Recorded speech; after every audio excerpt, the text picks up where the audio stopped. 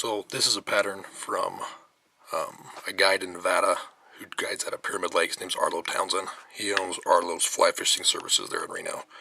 And this is one of those flies used out of Pyramid Lake to catch some of those big cutties. I've just used this as a smaller version. So here we go.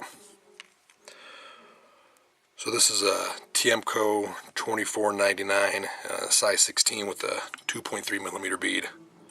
I have just regular 8/0 black thread to start with. We'll tie it right behind the bead, and then the next thing we'll add on is our rib, which is just small silver ultra wire.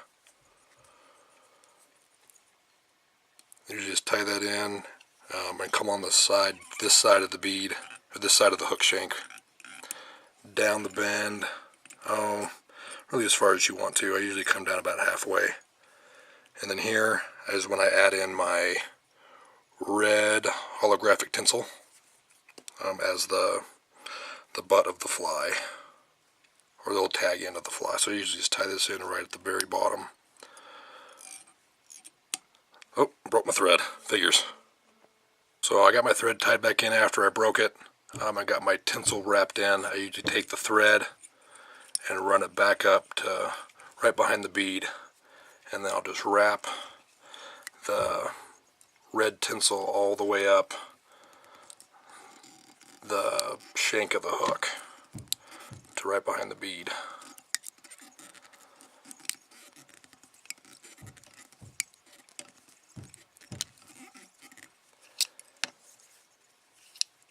Now you just tie it off, and then we'll add in the last piece of the fly that we have to tie in and tie with is just some blue holographic tinsel. I just tie this in right behind the bead where we left off from our red, and then work my way back down the shank or the body of the fly till about here, and then work it all the way back up to behind the bead. And then I'll just wrap the blue all the way up the body of the fly right behind the bead and tie it off. It's a pretty simple fly, and it's worked pretty good for me. I use it in the smaller sizes in the winter. I'm on rivers, and I've used it. I'm starting to use it more on lakes. Then we take our wire and we will counter wrap our tinsel with this wire all the way up to behind the bead. And we can tie it off.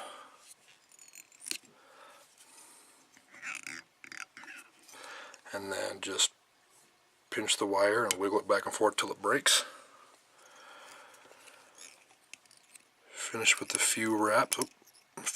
Right behind the bead, and we can whip finish.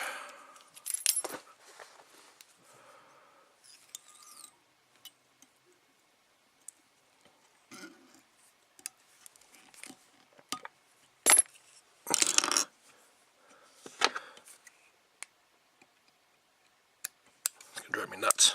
And then one last step that I do is I add some UV fluorescent fly finish to behind everything, just to give it a little bit extra strength to last a little bit longer, and it makes it shine. Then I just get all the excess off with my fingers since it won't dry. I hit it with the light.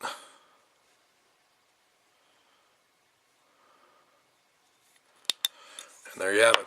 That's it. Patriot Midge. Try it. Have fun.